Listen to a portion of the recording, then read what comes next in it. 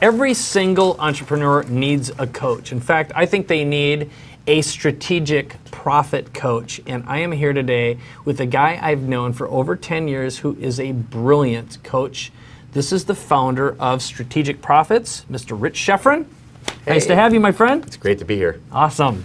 Why don't you tell everyone a little bit about who you are? Because I've got stories about you, because we met, I think, at least 10 years ago now. I would think so. It's great. You're one of the old guys in the business. And not because you're an old guy, it's because you've been around for a long time, you survived. But tell everyone a little bit about you. Well, it's pretty simple. Started coaching back in 2004. Started my main company in 2006, Strategic Profits. And in the process, we've made an impact on a lot of people. And so a lot of those people that we coached have risen like through the ranks, you could say, to become thought leaders, industry leaders in their own right. And so over time, like it's just become like a known thing that the people that we coach move to greatness. And fortunately, that's a good thing to be known for. Yeah, it really is. And so that's me. Yeah, and you've got a great reputation. But if I were going to say, who is Rich? Like, if I were going to ask you, what's your superpower? You've been doing this a long time. Sure. And you have a unique skill set that allows you to help blank do blank, even if blank. How would you fill in the blanks? Okay, wow. Well, what I would say is that I help entrepreneurs grow their business. But the way I'm able to do that is that I'm able to market what it is that I know people need, even if they don't think that they want it, and then get them to want it so that I can sell what it is I know they need to grow their business. And I think that I'm going to have you repeat that 4 times really, really fast and stick out your teeth. Would you do that for me? No. So that puts me in a very unique place because I have the marketing chops to get people to see what they need is what I offer. And that makes me less a slave of what people think they need versus what I know they need. Right, right. Well, I'm going to get really specific, but I'm going to ask you another question, which is right now, we're going through I think we're going through a remarkable change in the industry, the world, economy, just how we're interacting with each other between mobile apps and all the technology. You know, it's just this fascinating merger of stuff. What are you most curious about right now, or what excites you more than anything? Well, you know, I wrote this report back in like 2008. Okay, and I wrote 2 of them. It was called the Attention Age Doctrine 1 and 2. And it was all about how attention is really the scarcest commodity in the world, right? Yep. And so whoever commands attention commands the market. And so I've been fascinated by that since then. And really, you know, even like what we're doing right here, right? We're trying to capture people's attention long enough so that we can get a message across so that it benefits them and therefore it also benefits us. And that's been a fascination of mine for the last decade. I completely agree. You know, and like I've been telling people that, first of all, you need to think of yourself as being in the entertainment business, because you've got, first of all, 3 seconds to get someone's attention. And they decide if they want 8 seconds of you, which can turn into 30 seconds, which can turn into 3 minutes, 30 minutes, hopefully an hour. Once you get to a point where you've got someone's attention for an hour, you can close them and they can feel like they have a relationship with you, an intimate relationship. Yeah, definitely. And the biggest thing is that what is the payoff for their attention? Right. And there's a lot of ways to do it. You know, I'm not like the funniest guy, I wish I was, but if I was, then I could make people laugh all the way through. I can't do that. Right. So I have to, therefore, you know, deliver like powerful strategies or concepts instead of making them laugh. I'm glad you brought that up. I really did. Yeah, you don't have to be a comedian to be successful at it. But you do have to give a payoff for people's attention, because anytime anyone gives you attention, if they're not getting a payoff, then the likelihood of you getting their attention again is kind of slim.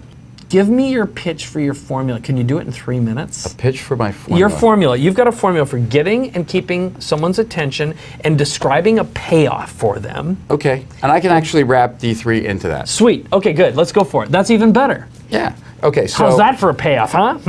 Yeah, all right. Go for it. Okay, so here's the deal. Like, everyone has certain inborn desires, right? Yeah. We all desire certain things, and those desires pretty much stay in place our whole lives. Yeah. Now, what we want, like what we end up buying, is in relation to those desires. Like I buy an iPhone 6 Plus because like I think it makes me look cool, right? I don't necessarily like state that, but deep down, like I feel like I need it because of who I see myself to be, Yep. right? So we all have certain like desires, and then those desires get expressed in what we buy. Okay. Now, in those desires, we also have certain beliefs. Okay, so like if we were to look at a couple of niches, right? We could look at the internet marketing niche, we could look at the real estate investing niche, we could look at the Forex trading niche. All those niches are the same as far as the desire. The desire is to make money and have freedom. Yeah. Now, the belief behind it is that like internet marketing is going to make me have the freedom and money I want, or real estate investing is going to make me have the freedom and, you know, and the money that I want, or, you know, real estate investing or Forex, whichever I didn't mention. Great. But deep down, the desire is exactly the same. And there's beliefs. And then there, underneath those beliefs, there are beliefs about how to make that happen in those different niches, right? So what I've always made a career about is recognizing the fact that in a market, there is this desire. And there's a belief about how to attain that desire, right? But here's the thing. If someone's in a market for a period of time, then we can kind of be somewhat kind of confident that they haven't been able to achieve the desire that they want. That's right. Or they wouldn't be sticking around. They wouldn't be in the market, Yeah, right? yeah. So what is most appealing to someone in that market is to introduce a new mechanism.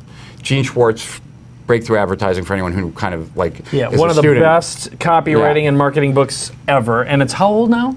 It was published in 1964. There you go. Okay, keep going. So they have a belief about how they're going to achieve that outcome. But they're also very open to the fact that they haven't achieved the outcome.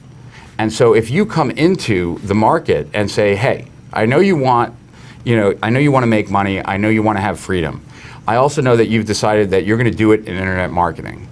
But maybe the way you're going about it in internet marketing is the wrong way, or maybe the way you're going about in real estate investing is the wrong way, or Forex trading, or whatever. And what do you call that? If you create the sense of doubt or you myth bust, do you have a Well, you don't have to work that hard because, like you said, if they're still in the market, they haven't achieved it. Yeah. Right? So it's like they're looking for something that will be a new way to get the outcome because the standard ways have not worked for them. Right. So they're receptive. They're hoping that someone comes along that says like, hey, you can get that, but you have to do it in a different way. And when you introduce that, what happens is like, holy crap, like, I get it. Like the reason I haven't gotten the outcome is because I'm going about it the wrong way. So it lets them off the hook, right?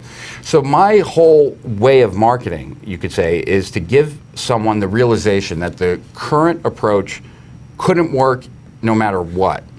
And that the way that I am now introducing a different approach, a new mechanism to get the outcome, is the right way. And when you do it this way, if you can show that this new way is actually easier, you've got them.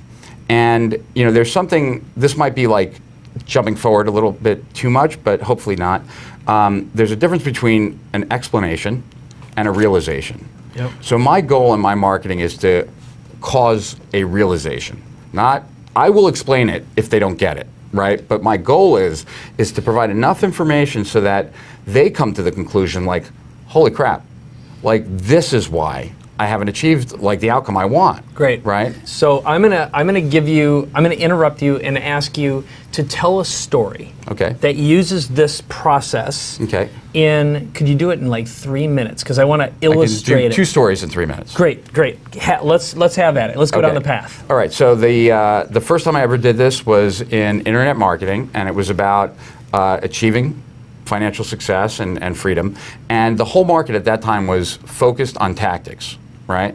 And I came into the market and nobody was interested in business coaching, and that's my primary thing, right? So I had crazy success, but no line outside my door for business coaching, right? So I wrote this document called the Internet Business Manifesto. Yeah, I remember that. Like I released it in 2006. Like since 2006 to today, it's been downloaded over 2 million times. And in that document, what it does is cause that realization, like, holy crap, like I've been fixated and focused on the wrong thing. Like what I thought was the solution is part of the problem. Okay? Yep. So I did By the way, so you've updated this continually? I've updated it in 2012, and I'm about to re-update it again for the 10-year anniversary. Great. So what we'll do is make sure we give people a link so they can learn more. So by the way, you can head on over to mrbz.com/strategic profits and learn more. Is that fair enough? Yeah, okay, great. So let's keep on going. Okay, so in 2008, I was very impressed with this methodology of business optimization called theory of constraints. Okay. Now, I wanted to learn it and I wanted to master it. And the easiest way for me to master something is to teach it. It's not like a new idea. But yet nobody in my market ever heard of theory of constraints, therefore didn't want it. But so I wrote a report called The Entrepreneurial Emergency, and in that report I showed how no one lives up to their potential. What separates your current results from your potential results are the constraints that stand in the way. If you want to understand what those constraints are and eliminate them, then you need a process that identifies and eliminates, and that's theory of constraints. So from no demand, no desire, like no even understanding of what theory of constraints is, I was able to sell like about $3.5 million within a month on theory of constraints just by... on an idea no one had ever heard of before. They had no desire, no demand by creating the case. And here's the concept. Everybody has desires. We have certain beliefs about how we're going to achieve those desires, and it's those beliefs that are very open to being adjusted, you could say, in the marketing process. It's awesome. All right, so here's what I'm going to do. I think the best thing we can do now is send you over to Rich. Why don't you check him out at mrbz.com/strategic profits. You'll get to know Rich a little bit better. I think you'll agree with me. He's brilliant. He's got lots of big ideas. And I definitely recommend you might want to replay and either watch or listen to this one more time.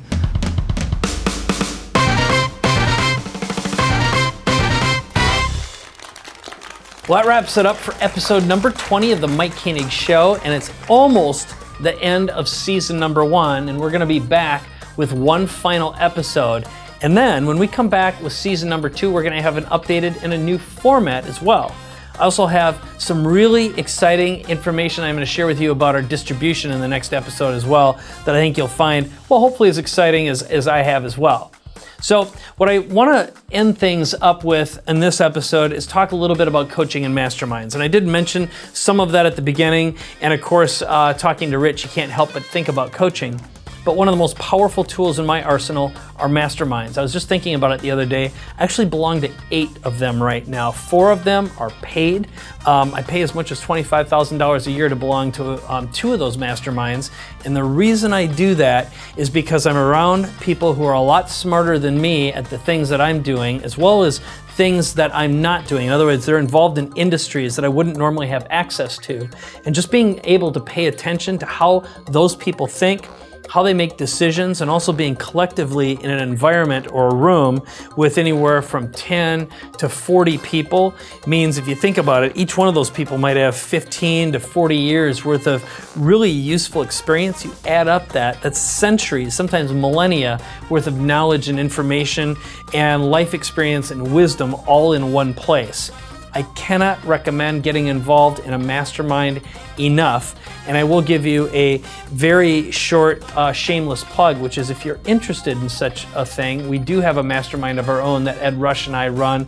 And you can learn more if you just send an email to mikekoenigsshow@gmail.com. So the other thing that I want to do is I want to thank my studio audience that I had in here today with the Rich Schefren interview. And there we go. Thank you, audience. Yes, so that was always a lot of fun when we have a chance to talk and have a group with us here in the studio. But I also just want to suggest that you begin the path, if you haven't already, of staying in touch with us. So if you haven't joined our podcast, head on over to mrbz.com/podcast. You'll get extended interviews, things that are longer than we're able to fit on a normal broadcast. And also, just to get show notes, updates, also information on our next season, head over to mrbz.com/show. So with that, please like, share, comment, post, etc., tweetle, twaddle, anything you can do to spread the word about this show, especially if you like it. And if you don't like it, go ahead and send some information, any comment you might have, to mikekoenigsshow@gmail.com. But I know they're all going to be positive and happy. So thank you so much for watching. I'll see you in the last episode of season number 1. That's episode 21 next week. Thanks for watching.